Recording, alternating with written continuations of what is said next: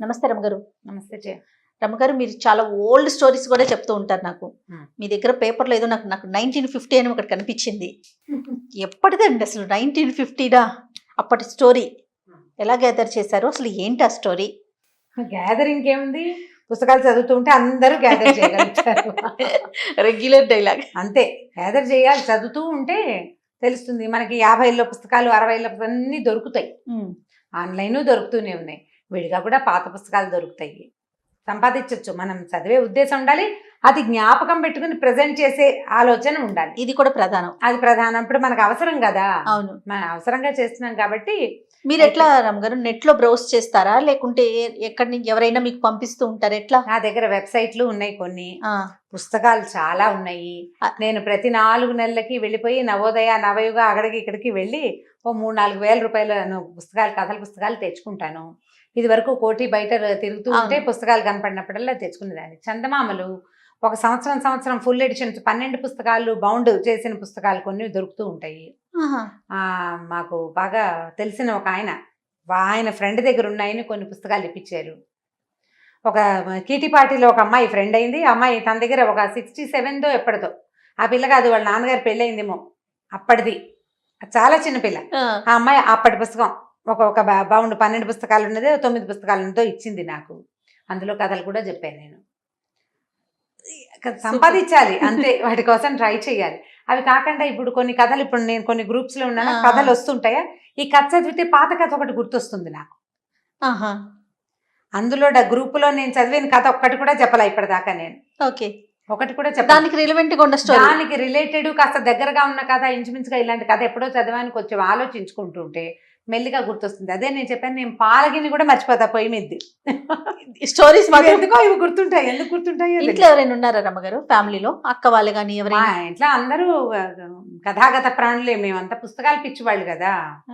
ఏదో ఒక కథ, ఇప్పుడు నాకు గుర్తు రాపోయిన కథ అయినా నేను మా పెద్దకైనా మా వసంతకో ఫోన్ చేస్తాను, అట్లా ఒక కథ చదివేవాళ్ళం కదా, అది ఏమిటి అని ఆవిడ చెప్పేస్తా. చెప్తే ఏదో కాస్త ఇద్దరం కలిసి కొంచెం ఆలోచించుకుని తర్వాత ముందు వెనక ఒక గంట మాట్లాడుకున్నాక ఎక్కడో ఒక చోట చటుకుని తగ్గదు. నాకు కాకరకాయ కూర కథ అలాగే గుర్తొచ్చింది నాకు.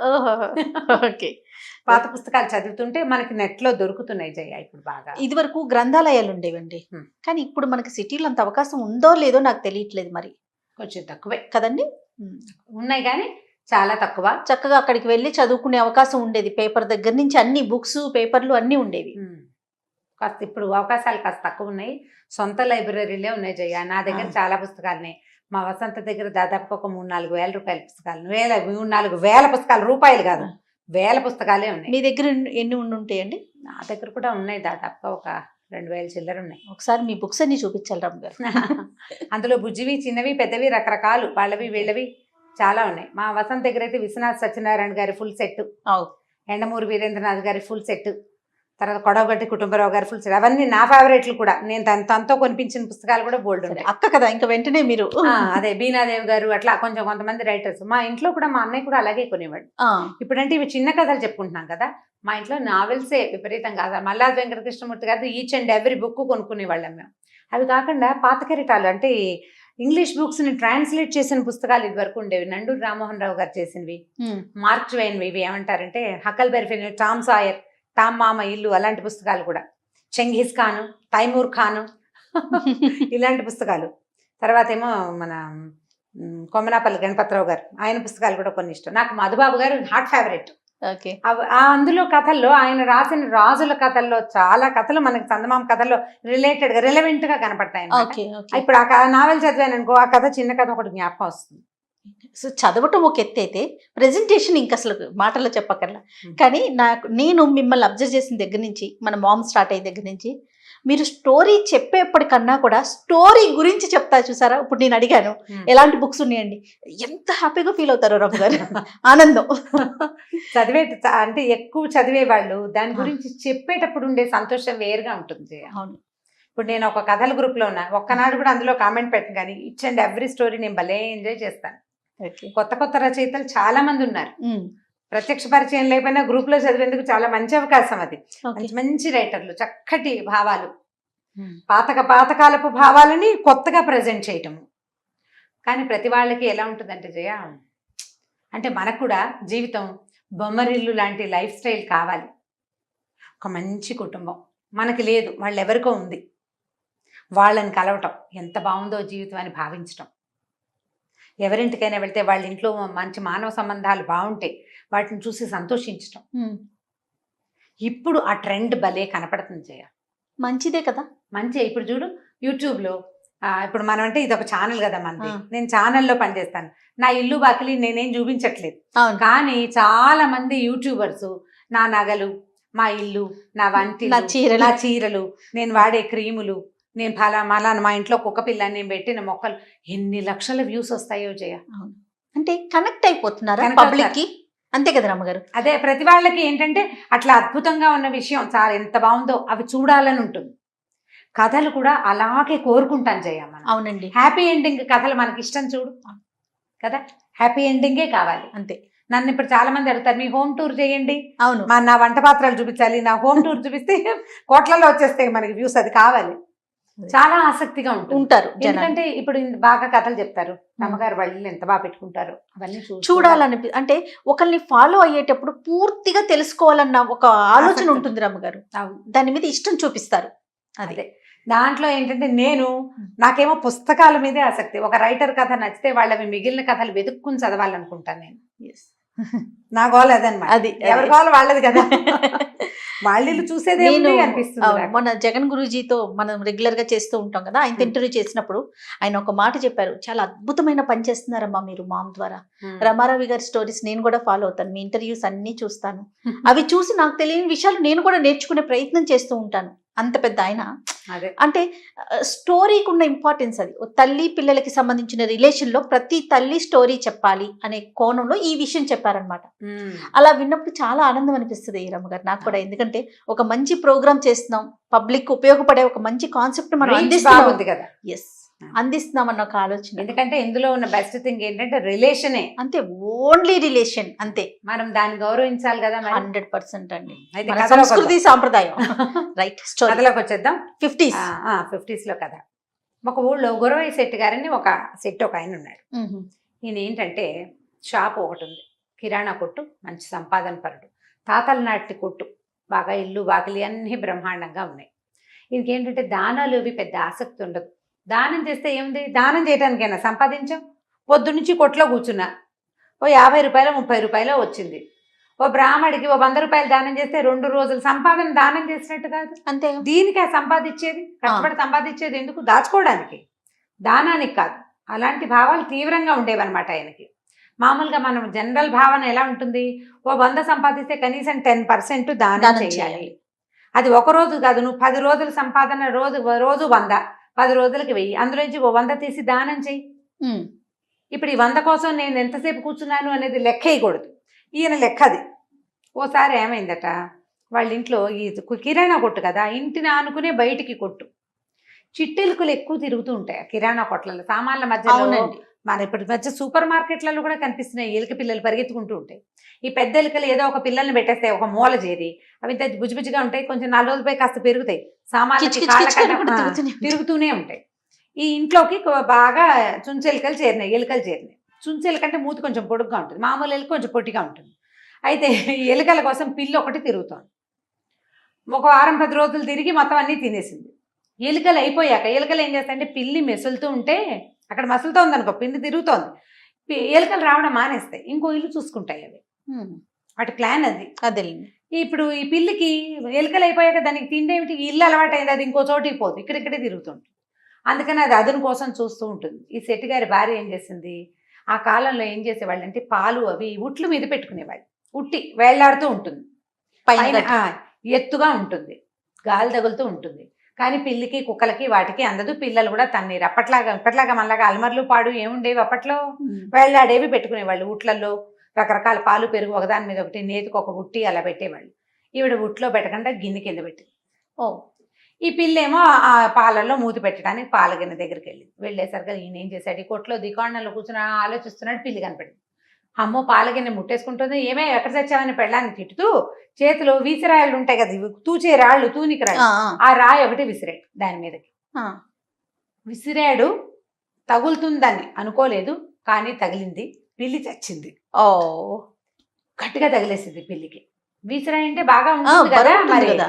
ఆ తగలటం బేర మంది పిల్లి ఢామని పడిపోయింది. అంతే సంగతులు. ఓ నిమిషం పోయాక చూసాడు, లేచెళ్తామని అది లేచేళ్ళ అక్కడే పడిపోయింది. అయ్యో తీరొచ్చి చచ్చిపోయింది. ఈయనకి గుండెల్లో రైళ్లు పరిగెత్తేసినాయి. పిల్లిని చంపకూడదు, మహాపాపం. అవునట. పిల్లి చంపిన పాపాన్ని పోగొట్టుకోలేం. ఏం చేయాలి ఇప్పుడు? సరే ఏం చేశాడు, ఎవరినైనా అడగాలి. బయటకు వచ్చాడు. ఈ గుళ్ళో పూజారి ఒక ఆయన పురోహితుడు కనపడ్డాడు. ఏమండి అయ్యగారు బాగున్నారా, ఏదో పలకరించాడు. పిల్లిని చంపితే పాపానికి ఏం పరిహారం అండి శాస్త్రులు గారు అని అడిగాడు. శాస్త్రులు గారు ఏముంది నాయన, పిల్లి ఎంత బరువు ఉందో అంత బరువు బంగారు పిల్లిని చేసిస్తే సరే అన్నాడు. బంగారు పిల్లే? ఓ నాయన, ఈయన పావలా కూడా దానం చేయడు. సరే అది కాదండి, అంత పెట్టుకోలేరండి వాళ్ళు, ఇంకోటి చెప్పండి అన్నాడు. పోనీ బంగారం కాకపోతే వెండి. వెండి మాత్రం ఊరికే వచ్చింది కాదు, అది కూడా కాదండి. ఇత్తడి కంచు ఇవి కాదు, ఇంకేదైనా సులువుగా చెప్పండి అంటే ఏముంది నాయన, మరి వాడికి ఏమంటారు, మోయిన్ ఇస్తారు కదా మనకి స్వయం పాకం, ఒక బ్రాహ్మడికి స్వయం పాకం ఇస్తే సరే. అయితే ఈయన అన్నాడు, గురవయ్య గారు అడిగాడు, అదేంటండి బంగారపు పిల్లిని చేయవలసిన దాన్ని స్వయం పాకంతో సరిపోతుందా అంటే, ఏం చేస్తాను ఆయన, సూక్ష్మాల్లో మోక్షం. పిల్లిని ఇస్తే ఒక రకం, అన్నం పెడితే ఇది పెడితే ఎలాగా అంటే సరిపోతుంది నాయన. ఇప్పుడు నువ్వు ఇది ఇచ్చావనుకో, ఏది మోయిని ఇస్తావు, స్వయం పాకం ఇస్తావు, ఇస్తే నీ పాపం బ్రాహ్మడికి సంక్రమిస్తుంది. అంటే నాకు అంటే నేనేనండి అని చెప్పాడు. అయితే సరే నువ్వు ఇవ్వు నాకు స్వయం పాకం, నువ్వు నాకు స్వయం పాకం ఇస్తే నీ పాపం నాకు సంక్రమిస్తుంది, నా పాపం నేను జపం చేసుకుని పోగొట్టుకోవాలి. బ్రాహ్మడికి జపం చేసుకుని పాపాన్ని పోగొట్టుకునే అవకాశం పెట్టాడు బ్రహ్మ. అలాగే చేస్తారు. మనం దానాలు ఇస్తామా, ఆ బ్రాహ్మలు సహస్ర గాయత్రి చేయాలి. దానం తీసుకున్న బ్రాహ్మడు ఊరికే పట్టుకెళ్ళి వస్తువులు వాడుకోవటం కాదు, వస్తువులు వాడుకుని 4 రోజులు చతికిలు పడతాడు, బ్రాహ్మణ్యం నశించిపోతుంది, అతనికి తేజస్సు ఉండదు. అందుకని వాళ్ళు గాయత్రి ఎక్కువ చేసుకుంటారు, దానికి పరిహార జపం చేసుకుని తీరాలి. దానాలు పట్టే వాళ్ళందరూ చేసే పనే చెప్పాడు. చెప్పేసరికల్లా అప్పుడు ఈయన ఆలోచించుకున్నాడు, ఏమేమి ఇవ్వాలి ఇదంటే స్వయం పాకం అంటే ఏమి ఇవ్వాలి. ఓ 2 వీసలు బియ్యం, అక్కడి నుంచి ఓ అంత ఆరవేసాడు చింతపండు, ఓ పావు వీసే మిరపకాయలు, ఓ వీసెడు ఉప్పు, మరి ఓ కూర తోటకూర, ఓ సొరకాయ ముక్క లేదా ఒక గుమ్మడికాయ, మరి తర్వాత ఇంకా ఈ చింతపండు అవి కాకుండా ఇంకా ఇవ్వాల్సిన తీపి పదార్థం ఒక బెల్లం ముక్క, అంత బెల్లం. ఆలోచించుకున్నాడు, లెక్క పెట్టుకుని అమ్మో స్వయం పాకానికి కూడా ₹1 లేనిదే ఈ పని అవ్వదు, ₹1 ఖర్చు ఊరికే వచ్చిందా ₹1. అదే ఆలోచించుకున్నాడు, గుటకలు మింగేశాడు. ఏమన్నాడు, అయితే పూజారి గారు నేను అది పట్టుకొచ్చి ఇస్తా, ఈ లోపల మీరు జపం మొదలెట్టండి. ఈయనేమనుకున్నాడు, సరే దానం తీసుకోవడానికి పరిహార జపం చేసుకోవాలి, సరే జపం చేస్తానన్నాడు. ఇంటికి వెళ్ళిపోయాడు గురవయ్య గారు. ఈయనేమో కాలు చేతులు కడుక్కుని జపం మొదలు పెట్టుకున్నాడు. చీకటి పడే వేళకి మళ్ళీ గురవయ్య వచ్చాడు. ఆయన ఏదో తెస్తాడని ఈయన ఊహిస్తున్నాడు. దక్షిణ కూడా పెడతాడు కదా, పావలా 10 పైసలు అయినాను. ఏమండి శాస్త్రులు గారు జపం అయింది అన్నారు. అయిపోయింది నాయన అంటే, నా పాపం మీకు వచ్చినట్టే కదా అన్నాడు. నీ పాపం నాకు వచ్చింది, దానికి పరిహారం కూడా చేసుకున్నానంటే సరేలేండి మంచిది శుభం వెళ్ళొస్తానండి అన్నాడు. అనేసరికల్లా ఈయన అడిగా, అదేమిటి మరి ఇది బాబు స్వయం పాకం ఇవ్వాలి కదా, ఎందుకండి మీరు ఎలాగో జపం చేసి పోగొట్టేసుకున్నారు, నా పాపం పోయింది, నేను మీకు అందించాల్సిన పాపానికి పరిహార జపం అయిపోయాక ఇంకా నేను మీకు ఇంకోటి ఇవ్వటం ఎందుకు, వెళ్ళొస్తాను. ముందు ఆయనకి బ్రాహ్మడికి ఏమనిపించింది, వీడింత షావుకారు, బోల్డు డబ్బులు ఉన్నవాడు, బంగార పిల్లని, ఇంత పిల్లని కాకపోతే ఇంత పిల్లి బొమ్మనైనా చేయించి ఇవ్వగలిగిన వాడే స్వయం పాకంతో సరిపెడతానంటున్నాడు. పోనీలే అదైనా ముడుతుందని చూస్తే అది కూడా ముట్టకుండా జపం మిగిలింది. 2-3 గంటల పాటు అన్నం తినకుండా కూర్చొని జపం చేశాడు బ్రాహ్మడు, లేచెళ్ళిపోయాడు. ఇంకేముంది, బ్రాహ్మడు అనుకున్నాడు, ఓరు వీడి దుంపదేగా అని అనుకుని ఏమనుకున్నాడంటే, ఇప్పుడు ఈ పని చూడు తెలివిగా చేశాడు. పిల్లిని చంపింది ఒక పాపం, బ్రాహ్మడికి స్వయం పాకం ఇస్తానని ఇవ్వకుండా అతనితోటి అభోజనంగా జపం చేయించింది 2వ పాపం. ఒక పాపాన్ని బదులు ఎన్ని చుట్టినాయి, 2 వచ్చినాయి. అవి అతనికి తెలీదు. ఈ వచ్చే జన్మ కూడా ఇలాగే ఏదైనా అమ్ముకునే జన్మ అమ్ముకునే వాడి దగ్గర పనిచేసే జన్మ వస్తుంది వీడి కర్మ. కానీ బ్రాహ్మణాయన లేచి వెళ్ళిపోయాడు. చిచ్చి ఇలాంటి వ్యధవల్ని నమ్మకూడదు అని. ఇది చందమామలో చెప్పే కథలు ఇలాంటివి చెప్పేవాళ్ళు ఇదివరకు. ఇది ఒక తెలివి. ఆయన ఏం చేశాడు, పొరపాటును చంపిన పిల్లి పాపాన్ని ఓ బ్రాహ్మడికి అంటగట్టేశాడు చక్కగా, తెలివిగా. బాగుంది. కాకపోతే ఈ తెలివి వల్ల ఉపయోగం ఉందా, బ్రాహ్మడు ఏం చెప్పించిపోయాడు, ఒకటి కాదురా నీ మొహమండ నీకు 2 శాపాలు వస్తాయి అని ఒకదానికి ఇంకొకటి వచ్చింది. అందుకని ఈ కథలు చెప్పేటప్పుడు చిన్నప్పుడు ఏం చెప్పేవాళ్ళు అంటే ఇట్లా చేయకూడదు. ఎస్, నువ్వు ఎంత పెద్ద తప్పు చేసినా దానికి పరిహారం చిన్నదే అయినా చెయ్యాలి. నువ్వు ఆ చిన్నది కూడా చేయకుండా మానేస్తే అది ఇది కూడా 2 పాపాలు వస్తాయి. అందుకని ఇట్లా చేయకూడదు. కాబట్టి ముందే ఏమిటి పిల్లుల మీద వాటి మీద రాళ్ళు విసరకూడదు. ఫస్ట్ మొదట చేయకూడని పని అది. పిల్లిని వాటిని తోలడానికి ఒక చిన్న సన్న చువ్వలు పెట్టుకునేవాళ్ళు. బెత్తం కనపడితే పారిపోతుంది పిల్లి. ఈ పుల్లలు ఉంటాయి చూడు, కొబ్బరి నెల పుల్లలు, కొబ్బరి చీపురు ఉంటుందా, కొబ్బరి నెల పుల్లే కదా అది, ఆ ఈన పుల్ల, ఆ ఈన పుల్ల సురుక్కుమంటుంది. అది పిల్లులు రావు, అది దాన్ని పెట్టి కొడితే సావదు, దానికి ఏం అవ్వదు, కానీ సర్రమంటుంది. అందుకని అలాంటి వాటితో కొట్టాలి, కానీ వీసరాళ్ళు అవి వేయకూడదు. చందమామ కదా జ్ఞాపకం పెట్టుకోండి, పిల్లలకి సరదాగా చెప్పండి. ఖచ్చితంగా ఇలా చెయ్యకూడదు అనేది నేర్పించాలి. బాగుంది రమ్మగారు. ఇంకొక స్టోరీతో మళ్ళీ కలుద్దాం. నమస్తే. నమస్తే. ఇక ఈ వీడియో కనుక మీకు నచ్చినట్లయితే లైక్ చేయండి, షేర్ చేయండి. మరిన్ని ఇంట్రెస్టింగ్ వీడియోస్ కోసం మా ఛానల్ని సబ్స్క్రైబ్ చేసుకోండి. నమస్తే రమ్మగారు. నమస్తే జయ. బౌద్ధుల స్టోరీలు చెప్పుకుంటూ ఉన్నాం రమ్మగారు. బౌద్ధ జాతక కథలు. ఎస్, బౌద్ధ జాతక కథలు బాగుంటాయి. నీతి ఉంటుందండి జాతక కథల్లో. ఒక చిత్రమైన కథ ఒకటి ఉంది, భలే వెరైటీగా ఉంది. అసూయ ఆ కథ పేరు. బాగుంది. ఒక ఈర్ష్యాళువులు ఉంటారు చూడు, ఏది లభించినా ఇంకోటేదో లభించలేదని భావిస్తూ ఉంటారు. వాళ్ళ మీద ఈ కథ అనమాట. ఇది బ్రహ్మదత్తుడు కాశీరాజ్యానికి రాజుగా ఉన్న కాలంలో రాజకుటుంబానికి అనుబంధంగా ఉండే కుటుంబాల్లో ఒక ఫ్యామిలీ ఉండేది. చాలా కాలం వాళ్ళకి పిల్లలు లేరు. అయితే ఇది ఒక వైశ్యుల కుటుంబం అనుకుంటా.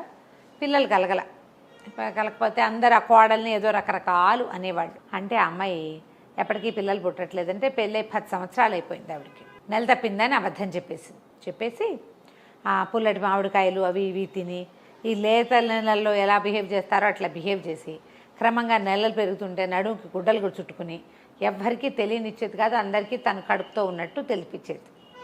అయితే ఒకనాడు ఏమైంది, ఆ అమ్మాయి పుట్టింటికి బయలుదేరింది. పురిటికి ఏదో మేనేజ్ చేద్దాం అనుకుంది.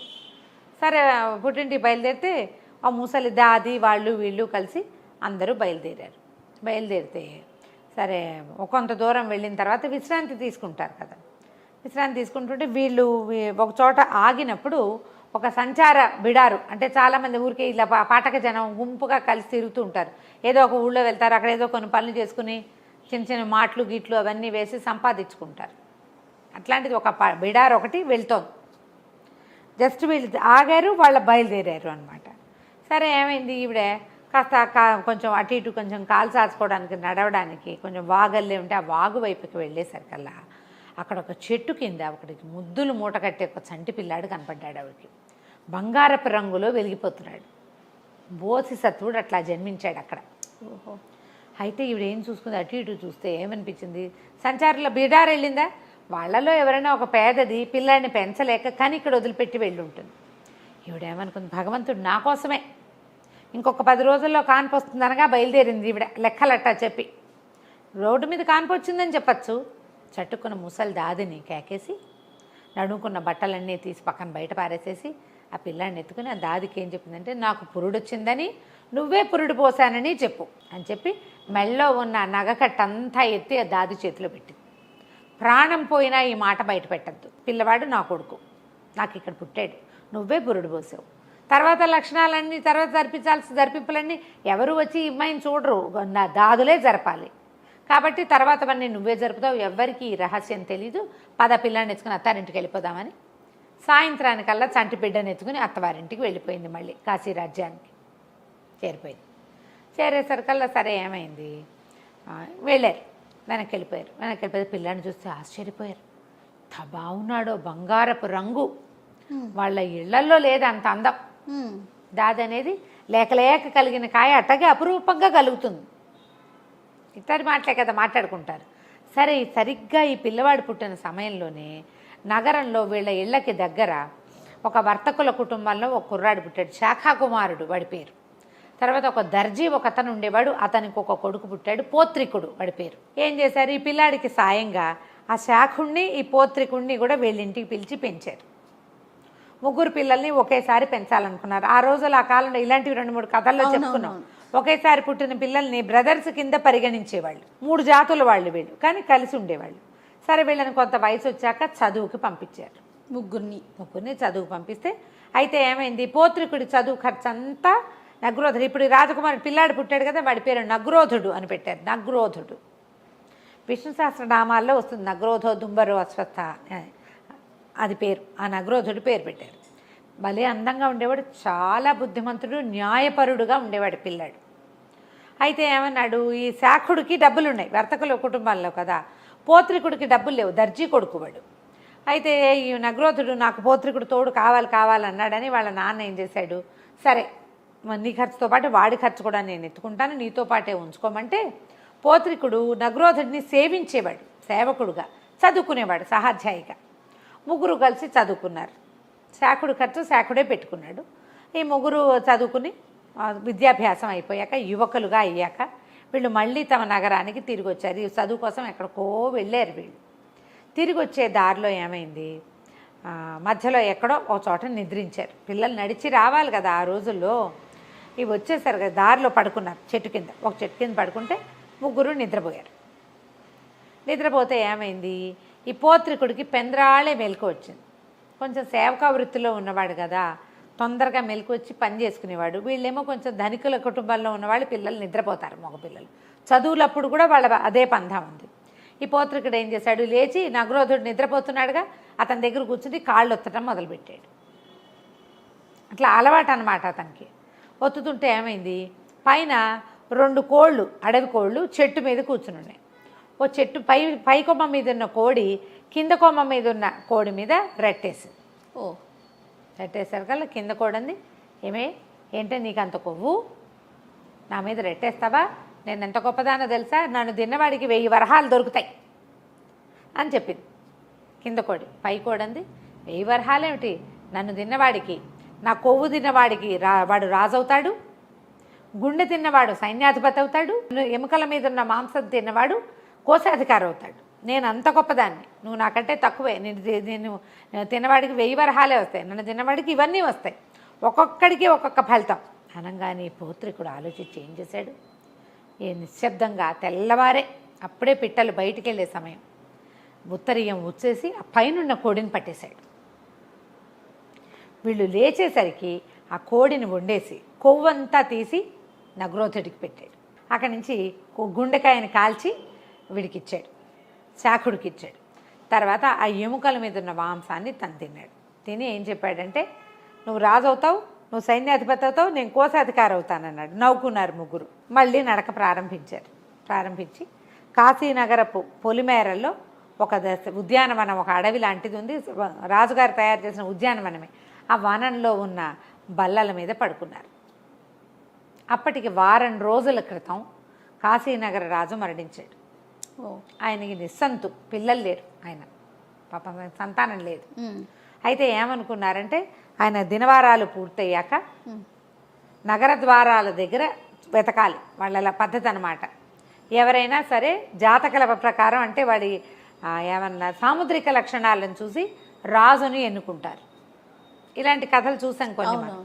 మేళతాళాలతోటి మంత్రి, సైన్యాధిపతి వీళ్ళంతా ఛత్రచామర ధ్వజాలతోటి ఈ నగరం పొలిమేరలకు వచ్చారు. ఈ పొలిమేరల్లో ఉన్న ఉద్యానవనంలో పడుకున్న వాళ్ళందరినీ పరిశీలిస్తూ ఈ నిద్రపోతున్న నగ్రోధుడిని చూశారు. ఈ నగ్రోధుడికి కాలులో ఏకచక్రం ఉంది. చక్రాలు చూస్తారు కదా, శంఖం చక్రం చూస్తారు. ఏకచక్రం భోగి, తను రాజు అవుతాడు, రాజపు లక్షణాలు అవి. అతన్ని రాజుని చేశారు, రాజుగా ఎన్నుకున్నారు. ఎన్నుకోగానే రాజన్న ఇతన్ని నిద్ర లేచాడు, నువ్వే మా రాజు అన్నారు, ఇది ఏర్పాటు అని చెప్పారు. అప్పుడు నా స్నేహితుడు శాఖుడిని నేను సైన్యాధిపతిని చేస్తానని చెప్పాడు. వాళ్ళకు ఉంటుంది కదా రైటు, అవి ఉంది కదా. రాజు సైన్యాధిపతి అందరినీ చక్కగా సపరివారంగా తీసుకెళ్ళాడు. పోత్రికుడిని ఏం చేయలే. అయితే రాజు అవగానే ఇతను ఏమన్నాడు, శాఖుడితో చెప్పాడు, శాఖ నువ్వు వెళ్ళి మన అమ్మానాన్నలను తీసుకురా, మనం ఇంత గొప్పది ఇంట్లో ఉన్నాం, నేను రాజునయ్యా, నువ్వు సైన్యాధిపతిని అయ్యావు, మా అమ్మ నాన్నలను తీసుకొస్తే వాళ్ళు కూడా మనతో పాటు ఉంటారంటే శాఖుడు అన్నాడు, నేను ఎందుకు వెళ్తాను, అది చిన్న పని కదా, నేను సైన్యాధిపతిని, నా లెవెల్కి తగిన పని కాదు అది, ఎవరైనా చిన్నవాళ్ళని పంపించు నువ్వు అనేసరికల్లా తను ఏమనుకున్నాడు, సరేనని పోత్రికుడిని పిలిచాడు. పోత్రిక నువ్వు వెళ్ళి అమ్మా నాన్నల్ని తీసుకురా, మీ అమ్మా నాన్నని కూడా తీసుకొచ్చి ఇక్కడే ఉంచుకుందాం అన్నాడు. పోత్రికుడు వెళ్ళాడు. వెళ్ళేసరికి వాళ్ళ అమ్మా నాన్న శాఖుడు అమ్మా నాన్న దగ్గరికి వెళ్ళాల, నగ్రోధుడి అమ్మా నాన్న దగ్గరికే వెళ్ళాడు. వెళ్తే వాళ్ళు ఏమన్నారు, అయ్యా ఆయన రాజు అయితే మా అబ్బాయి రాజు అని చెప్పుకుంటాం, మేము ఇక్కడే ఉంటాం, ఆ ఊరు వచ్చి అక్కడేం చేస్తాం, మహానగరంలో మేమేం చేయలేం, చిన్న ఊళ్ళో ఉన్నారు వీళ్ళు, ఎట్లాగూ రాజబంధువుల పరివారంలోనే ఉన్నాం, ఇంకొంచెం గొప్ప జరుగుతుంది అదేదో ఇక్కడే జరుపుకుంటాం, నగరానికి వచ్చి ఆ బాధలు పడలేం, కొత్త చోటు ఇంత వయసు వచ్చాక పెద్దవాళ్ళం అక్కడ ఏమడలేం, కాబట్టి మేము రామన్నారు. ఇప్పుడు సరే అక్కడి నుంచి ఏం చేశాడు, తిరిగి వస్తూ శాఖుడి ఇంటికి వెళ్ళాడు. శాఖుడి అమ్మా నాన్న కూడా చెప్పాలనుకున్నాడు, కానీ అదే సమయానికి శాఖుడు తన ఇంటికి వచ్చి ఉన్నాడు. ఇంట్లో ఉన్నాడు అమ్మా నాన్నల దగ్గర. నేను శాఖుడి మిత్రుణ్ణి, పోత్రికుడు నా పేరు, మరి వాళ్ళ అమ్మా నాన్నల్ని కలవడానికి వచ్చానని వాకిట్లో సైనికులకి చెప్పాడు. చెప్పేసరికల్లా ఎప్పుడైతే శాఖుడు మిత్రుణ్ణి పోత్రికుడిని అని చెప్తున్న మాట తెలిసిందో వాడిని చావచిత కొట్టండి, శని వెధవ, వాడి వల్లే నేను సైన్యాధిపతిని అయ్యాను, లేకపోతే నేను రాజును అయ్యేవాడిని అనేసరికల్లా సైనికులు కొట్టారు పోత్రికుడిని.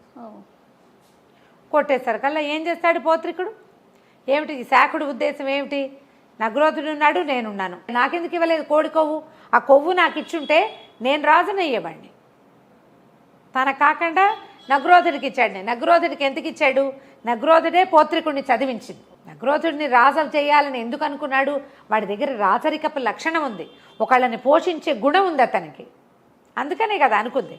అందుకే తనకి ఎవరు పోషకుడుగా ఉన్నాడో అతన్ని రాజును చేయడానికే కోడికొవ్వంతా తీసి ఇచ్చాడు. రెండోవాడు తమ సహాధ్యాయి, తమ స్నేహితుడు కాబట్టి గుండెకాయని తను తినేయకుండా వాడికి శాఖుడికి ఇచ్చాడు. తను కోశాధికారి అంటే అది అసలు ఉందో లేదో, ఆ పదవి అసలు లేదు కూడా, తనకు చాలనుకున్నాడు. ఈ తన్నేసరికల్లా పోత్రికుడు ఏం చేశాడు, సరే దెబ్బలు తిని కాశీనగరానికి బయలుదేరి వెళ్ళిపోయాడు. శాఖుడు కూడా ఏమనుకున్నాడంటే కోపం వచ్చి కొట్టించాడు, కానీ రాజుకు చెప్తే అతను ఎట్లా రియాక్ట్ అవుతాడో తెలియదు. సరే వెళ్ళాడు. తనేమో ఆగమేఘాల మీద తనకు సైన్యాధిపతి కాబట్టి గుర్రాల మీద వెళ్ళిపోయాడు. పోత్రికుడు చిన్న బండి మీద వెళ్ళాడు. శాఖుడు వెళ్ళిన తర్వాత ఇంటికి వెళ్ళి అన్ని తీర్చుకుని తను రాజు దగ్గరికి వెళ్ళేసరికి, నగ్రోధుడి దగ్గరికి వెళ్ళేసరికి పోత్రికుడు కూడా వచ్చేసాడు. జరిగిందంతా చెప్పాడు. మీ అమ్మా నాన్న రానన్నారు. వాళ్ళ అమ్మా నాన్నని అడుగుతాను వాళ్ళ ఇంటికి వెళ్తే శాఖుడు నాకు కొవ్వు ఎందుకు ఇచ్చావు కాదు అని నన్ను కొట్టించాడు సైనికులతోటి. అనగానే ఇంత మహాక్రోధం వచ్చేసింది నగ్రోధుడికి.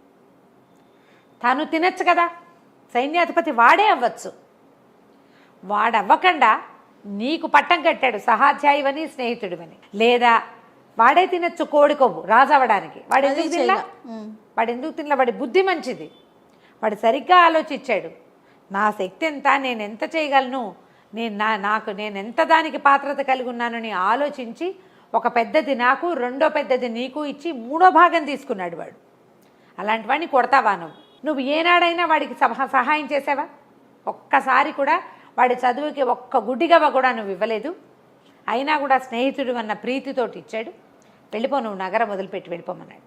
అనేసరికి పోత్రికుడు కాళ్ళు గడ్డాలు పుచ్చుకొని బతిమలాడాడు నగ్రోధుడిని, వద్దు అట్లా చెయ్యొద్దు, వీడు మన స్నేహితుడు, ప్రథమ కోపంతో చేశాడు ఇంత పని, ఎప్పుడు చేయడు, ఇట్లాంటి పొరపాటు చేయడు, స్నేహితుడిని ఇట్లా శిక్షించకూడదు, పైగా నువ్వు రాజు అయ్యి మొదటి నువ్వు తీసుకున్న నిర్ణయం ఏమిటి, శాఖుడిని సైన్యాధిపతిని చేస్తా అని చెప్పావు, నీ నిర్ణయానికి నువ్వే వ్యతిరేకివి కావచ్చా, ప్రజల్లో ఎలాంటి ఆలోచన వస్తుంది నీ మీద, వద్దు ఈ పని చేయొద్దు, శాఖ బతిమలాడుకో, నువ్వు క్షమాపణ చెప్పని శాఖుడితోటి క్షమాపణ చెప్పించాడు. అసూయతోటి చేశాడు, కేవలం అసూయ తప్ప రెండో పాయింటే లేదు ఇక్కడ అని చెప్పి బతిమలాడి సర్దేసరికల్ నగ్రోధుడు అన్నాడు, సరే కోడి చెప్పిన శాస్త్రాన్ని నేను నిజం చేస్తా, ఈ రోజు నుంచి ఈ పోత్రికుడు అన్నవాడు ఈ నగరానికి కోశాధికారి, అప్పటి వరకు కాశీరాజ్యంలో కోశాధికారి పదవే లేదు, మొట్టమొదటి కోశాధికారి పోత్రికుడేట, జాతక కథల్లో ఉంది ఈ క్లియర్గా, పోత్రికుడిని కోశాధికారిని చేశాడు. అప్పటి నుంచి కోశాధికారిగా పోత్రికుడు ఉండి కాశీరాజ్యాన్ని ముందుకు తీసుకెళ్లారు. అసూయ ఇలాంటి పనులు చేయిస్తుంది, రైట్ కదా, చాలా బాగుంది రమ్మగారు. కథ కంచికి మనం ఇంటికి. నమస్తే. నమస్తే రమ్మగారు. నమస్తే జయ. రమ్మగారు, తెనాలి రామకృష్ణ కథలు చాలా రోజులు అవుతుంది, ఏమైనా చెప్పుకుందామా? 2 చిన్న కథల్ని ఒక ఎపిసోడ్గా చెప్దామా మరి, ఎందుకంటే తెనాలి రామకృష్ణ పెద్ద పెద్ద కథలు రావు, ఓకే ఓకే చిట్టి చిట్టి కథలు ఉంటాయి, అలానే బాగుంటాయి, సరదాగా పిల్లలకి వినిపించడానికి బాగుంటాయి కదా. వేరే ఇంకేం చెప్పద్దు, ఓన్లీ స్టోరీయే చెప్దాం. అట్లనే. ఆ, ఇక్కడ విజయనగర సామ్రాజ్యంలో రకరకాల, ఏ సామ్రాజ్యంలోనే ఏవో ఈతి బాధలు ఇబ్బందులు వస్తాయి కదా. ఈ ఈతి బాధలు ఏవో దొంగతనాలు బాగా జరుగుతూ ఉండేవట. కొంచెం సమ్మర్లో ఎండాకాలము అందరూ బయట చల్లగా ఉంటుందని బయట పడుకుంటారు, లేదా మేడల మిద్దెల మీద పడుకుంటారు. ఇళ్లలో దొంగతనాలు ఇలా బాగా కనపడుతున్నాయి. అవును. దొంగతనాలని ఇక రాజుగారు ఏం చేశారు, రాయల వారు గస్తీలు పెంచారు, ప్రజలు బాధపడుతున్నారని. అయినా ఏదో చిన్నదో పన్నదో దొంగతనాలు జరిగిపోతూనే ఉండేవి. అయితే తెనాలి రామకృష్ణుడు ఒకరోజు ఆయన దీని నుంచి సభ నుంచి తిరిగి వస్తుంటే ఆయనకి ఒక చెట్ల పక్కన తేళ్లు కొన్ని పాకుతూ కనపడ్డాయి. ఆయనకు ఒక ఆలోచన వచ్చి ఏం చేశాక, ఆయన మంచినీళ్ళు అది ఇట్లా చెంబు పుచ్చుకెళ్తారు. ఆ చెంబునే ఆ మరచెంబు అనమాట, మంచినీళ్ళు పట్టుకెళ్ళి మనం బాటిల్స్ పట్టుకెళ్తాం కదా, ఆ మరచెంబులోకి ఓ తేలుని ఎక్కించుకున్నారు రోడ్డు మీద నుంచి. అదేముంది, అది మన ఏదైనా అడ్డం పెడితే అందులోకి వచ్చేసి వెళ్ళిపోతుంది. అవును, అంతే కదా. అట్టపెట్టెల్లో వాటిలో చిన్నప్పుడు మేము అలాగే పెట్టుకునేవాళ్ళు. తేళ్ళు కాళ్ళజేర్లు గొప్ప సరదాగా ఉండేది. దాచుకునే వాళ్ళ దాన్ని వచ్చి అప్పుడు గాజు సీసాలు ఉండేవి, ప్లాస్టిక్ డబ్బాలు లేవు మా చిన్నప్పుడు, చాలా తక్కువ. హార్లిక్స్ తర్వాత ఏమో బూస్ట్ అలాంటివి ఏమైనా కొంటే ఓవల్టీను ఇంకోటి ఏదో కొనేవాళ్ళం. ప్రోటీన్ ఎక్స్ ఉండేవి మా నాన్నగారి కోసం, ప్రోటీన్ ఎక్స్ బాటిల్, అంతంత బాటిల్స్, గాజు బాటిల్. దాన్ని అలాగా అందులోకి ఎక్కించి మూత పెడితే అది అటు ఇటు అటు ఇటు కొంచెం గాలి వచ్చేలాగా చేయటం, అది పైకి వస్తుంటే చిటుకని మూత మూసేయటం. గొప్ప సరదాగా ఉండేది. చేసేవాళ్ళం కోతి పనులు. చీమల్ని కూడా, చీమలకి గండు చీమలు ఎక్కించుకోవడం ఉంటాయి కదా, నల్లవి పెద్ద చీమలు. మేము తేళ్లు, పల్లెటూరుగా మాకేం భయాలు పెద్దగా ఏం లేవు, తేళ్లు కూడా చేసేవాళ్ళు. అంటే మేమే అంత కాదు కానీ ఎవరైనా చేస్తే దాని గొప్ప సరదా అనమాట. అయితే ఈయన ఏం చేశాడు, ఆ తేలుని తెచ్చుకున్నాడు, తీసుకొచ్చిన తర్వాత ఏం చేశాడు, చిన్న అగ్గిపెట్టె లాంటిది, అప్పటికి ఇంకా అగ్గిపెట్టెలు రాలా. ఓకే, కథల్లో అగ్గిపెట్టెలను రాస్తున్నారు కానీ అగ్గిపెట్టె కాదు, మనకి భరిణెలు లాంటివి ఉంటాయి కదా, చిన్నది మన ఏమంటారు ఏమైనా పెట్టుకునేందుకు, వాటికి ఒక భరిణిలో వేసాడు. వేసి మూత పెట్టి దాన్ని గూట్లో పెట్టాడు. మామూలుగా దీపాలకి ఇప్పుడు మనకి ర్యాకులు అవి వచ్చినాయి కానీ ఇదివరకు ఏముండేవి, గూళ్ళు ఉండేవి, గోడల్లోనే గూడల్లే కట్టేవాళ్ళు, సామాన్లు పెట్టుకునేవాళ్ళు. దీగూడు ఒకటి ఉండేది, దేవుడి గూడు, దీపం గూళ్ళు, దీపాలు పెట్టుకోవడానికి గూళ్ళు. ఆ దీపాల గూళ్ళన్నీ పైనంతా పొగచూరిపోయి ఉండేవి. పాతకాలపు ఇళ్ళు ఇప్పుడు కొంచెం తక్కువే చూస్తున్నాం, కనపడతాయి వాటిలలో. అయితే ఈ గూట్లో పెట్టిన తర్వాత సరే 4-5 రోజులు అట్లాగే గడిచిపోయింది. పాపం దానికి ఆహారం లేదు, అలాగే బతుకుతూ ఉంది. అది ఎప్పుడు మూత ఇస్తారని చూస్తూ ఉంటుంది పాపం. 4 రోజుల తర్వాత ఏమైంది, వీళ్ళింట్లో ఒక దొంగ ప్రవేశించేసరికి వీళ్ళు రాత్రి పడుకున్నారు. కొంచెం గాలి కోసమని వరండా వైపుకు పడుకున్నారు. ఏదో సప్పుడైంది, వారింది ఏమండి దొంగ వచ్చాడండి అనేసరికల్లా, ఏమేవ్ మా పెద్దన్నయ్య రింగు చేయించి ఇచ్చాడు ఉంగరం, జాగ్రత్తగా పెట్టేవా అన్నాడు. మీరు నాకెక్కడ ఇచ్చారు అంది ఆవిడ వెంటనే. అదేనే దీపం గూడు లేదు, అందులో భరణిలో పెట్టాను, తీసి లోపల పెట్టావా అంటే, దీపం గూడు జోలేకి ఎవడొస్తాడండి, దొంగ వస్తే మాత్రం వాడు భోషాణాలు అవి వెతుకుతాడు, మన భోషాణాల్లో ఏముంది, మన బొంద, దీపం గూడు జోడికి ఎవడు వెళ్ళడు కాబట్టి అక్కడ ఉంటుందిలేండి పర్వాలేదని. దొంగ అనుకున్నాడు, అమ్మా భోషాణాలు వెతికేవాడిని అనవసరంగా టైం వేస్ట్, ఏవో దొరికినవి తీసుకోవాలి. బంగారు పొంగరం వీళ్ళ పెద్దన్నయ్య చేయించింది ఇక్కడ ఉంది, దీపపు గూడు కనపడింది కదా, అన్ని గదుల్లోనూ దీపపు గూడునే. ఒక్కో గూడు వెతుక్కుంటూ వచ్చాడు, దేంట్లోనూ కనపడలా. అయితే ఏమైంది, ఒక వస్తువు తీయాలి కదా, ఈ దీపం గూడు దగ్గరకు వచ్చాడు. భరిణ అలాగా ముత్తడి భరిణ తగిలింది, ఉంగరాలు పెట్టే భరిణ అంతది.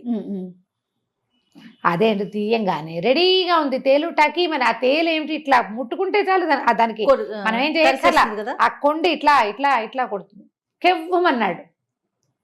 ఈయన ఎవరే అరిచారు పిల్లడా అని అడుగుతున్నాడు. ఎవరు గట్టిగా మూసుకున్నాడు.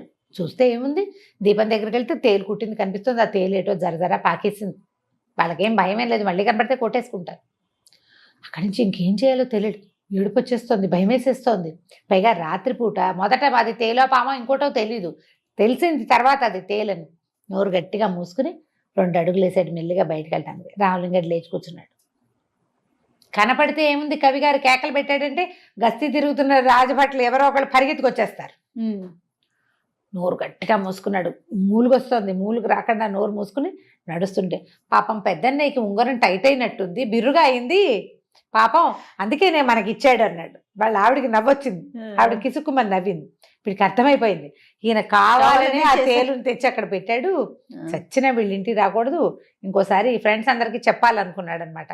నోరు గట్టిగా మూసుకుని బయటికి వెళ్ళాడు. ఈ లోపల గస్తీ తిరుగుతున్న వాళ్ళు ఎవరో బయటికి వెళ్ళేదాకా భయం వేసింది వీడికి. బయటికి వెళ్ళేసరికల్లా ఒక ఒళ్ళు మర్చిపోతారు, చేయి విదిలించుకుంటూ నడుస్తున్నాడు.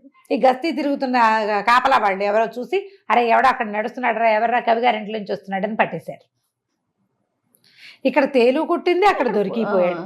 వాడు అనుకుంటూ నాకేమి దొరకలేదు, కవి గారి ఇంట్లో తేలు కుట్టింది అంటే ఏం చేస్తారు, తేలు మంత్రం వేయించుకోవడానికి పంపించారు వాడిని. తర్వాత వాడి పాత దొంగల లిస్టులో వాడి పేరు రాసుకున్నారనమాట.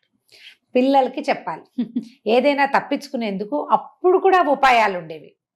ఇప్పుడే కాదు, మనం ఈ సినిమా చూస్తాం బేబీస్ డే అవుట్ కాదు, ఇంకొక పిక్చర్ ఏదో అదే పేరు మర్చిపోయింది, గుర్తు రావట్లేదు కబుక్కున. వాడి హోమ్ అలోన్ సినిమాలో అబ్బాయి ఎన్ని ప్లాన్లు చేస్తాడో దొంగల నుంచి తప్పించుకోవడానికి. పాత కథల్లో కనిపిస్తాయి అట్లాంటివి, మనకి జానపద కథల్లో కూడా కనిపిస్తాయి. ఇదో కథ ఇవాళది. రెండో కథ చెప్దాం చూడు. ఒకసారి తెనాలి రామకృష్ణుడిని సభకి రమ్మన్నారు. రాయల వారు వెయిట్ చేస్తున్నారు, ఈయన రాలా, ఎప్పటికీ లేట్గా వచ్చాడు. వచ్చేసరికల్లా ఆయన రాయల వారు అడిగారు, ఇంత ఆలస్యంగా వచ్చావేమిటి రామకృష్ణ, పొద్దున 10 నుంచి నీకోసం చూస్తున్నాం, ఇంత ఆలస్యంగా వచ్చావంటే, మా చంటివాడు ఈ చిన్న అబ్బాయి చాలా గొడవ మహాప్రభు, వాడిని వదిలించుకొచ్చేసరికి ఈ సమయం పట్టింది, వాడు చాలా మారం చేశాడు ఇవాళ, మా ఆవిడ వాడిని హ్యాండిల్ చేయలేకపోయింది, నేనే హ్యాండిల్ చేయవలసి వచ్చింది, అంచేత ఇంత సమయం పట్టిందంటే ఆయన అన్నాడు, ఇంతకంటే సాకేం దొరకలేదా, పిల్లల్ని హ్యాండిల్ చేయడం కష్టమా ఏమిటి, పిల్లడు నేను సభకెళ్ళి వస్తాను అని చెప్పవు, పిల్లడికి ఏదైనా ఒకటి కావాల్సింది కొనిపెట్టడమో ఏదైనా ఒక వస్తువు చేతులు పెడితే వాడే ఊరుకుంటాడు, నీకు అది కూడా రాదా అన్నాడు ఆయన. ఇక్కడ మహామహుల్ని మట్టి కనిపిస్తావు నువ్వు, పిల్లాడికి చెప్పలేవు అనేసరికల్లా పిల్లలకి చెప్పడం చాలా కష్టం అండి అన్నాడు. నేను నమ్మను రామకృష్ణ, నువ్వు ఏదో ఒక ఆలస్యం చేసి పిల్లవాడికి సాకు చెప్తున్నావు, పిల్లల సాకు చెప్పకూడదు. పిల్లలే ఉంది, మనం ఏది చెప్తే అది వింటారు, ఏదైనా ఆశ చూపించి ఒక తాయిలం ఇస్తే వినేస్తారు పిల్లలు అనేసరికల్లా అంత సులువు కాదు మహాప్రభు అన్నాడు. అని అయితే ఓ పని చేద్దాం, మీరు తండ్రి నేను మీ పిల్లవాడు, పిల్లాడితోటి ఎలా ఉంటుందో చూపిస్తాను మీకు అన్నాడు. సరే రాయల వారు ఒప్పుకున్నారు దానికి. ఈయన వెళ్ళాడు, రాయల వారి దగ్గర కూర్చున్నాడు. బజార్ వెళ్దాం నాన్న అని ఏడవటం మొదలుపెట్టాడు. సరే బజార్ తీసుకెళ్ళారు.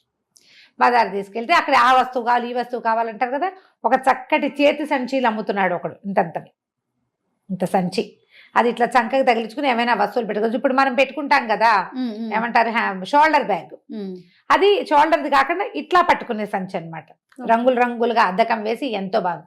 ఆ సంచి కావాలంటే ఏముంది, పిల్లాడు అడిగింది కొనిపెడితే వాడు మారం మానేస్తాడు, చేయి పుచ్చుకుంటాడు, కాసేపు చెయ్యి వదిలేస్తాడు, కాసేపు రోడ్డు మీదకి వెళ్ళిపోతాడు, కాసేపు. పిల్లలు అట్లా చెయ్యరు, ఎంతసేపు కసురుకుంటూ కేకలేసుకుంటూ పిలుచుకుంటూ జాగ్రత్త చెప్తూ ఉండాలి. రాజుగారికి అర్థం కావట్లేదు, మరీ ఎక్కువ చేస్తున్నాడు రామకృష్ణుడు అనిపించింది. సంచి కొనిపెట్టారు, కాసేపు మారమ్మ అని పక్కన నడవడం మొదలుపెట్టాడు. ఇంతలో ఏమైంది, రోడ్డు మీద ఒక ఏనుగు వస్తుంది. ఏనుగు ఎక్కుతాను అని మారమ్మ మొదలుపెట్టాడు రామకృష్ణుడు. పిల్లలు అలాగే కదా చేస్తారు. ఆ మావిటి వాడిని పిలిచి ఏనుగుని ఎక్కించబోయి రామకృష్ణుడి మా పిల్లవాడిని అన్నారు. రామకృష్ణుడిని ఏనుగు ఎక్కించారు. తండ్రి గారు పాత్రలో ఉన్న రాయల వారు కూడా ఎక్కారు. కొంచెం దూరం వెళ్ళింది ఏనుగు. సరే దిగారు. దిగిన తర్వాత నాకు ఏనుగు కొనిపెట్టు అని ఏడ్చాడు. సరే ఏనుగు కొనిపెట్టడమే కదా, రాయల వారి చేతి నుంచి కడియం తీసి ఆ మావిటి వాడి చేతిలో ఏనుగు ఇచ్చేసి వెళ్ళిపో మాకు అన్నాడు. ఏనుగు ఇచ్చేసాడు. ఏనుగుని పుచ్చుకొని నడవాలి.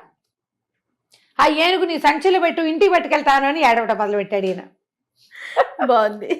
రాయల వారు ఏమిటి పిల్లలు ఇలా మారం చేస్తారంటే, మరి అదే కదా, ఏనుగును మడిచి సంచిలో పెడితే నేను చేత్తో పుచ్చుకెళ్తా, నేనే పుచ్చుకెళ్ళాలి చేత్తో. ఆయనకు అర్థమైంది పిల్లలతో ఇంపాసిబుల్ గా ఉంటుంది అని. మా చిన్నబ్బాయి ఇదే అడిగాడు నన్ను, వాడికి రథం కావాలి, ఆ రథం వాడే తోలాలి,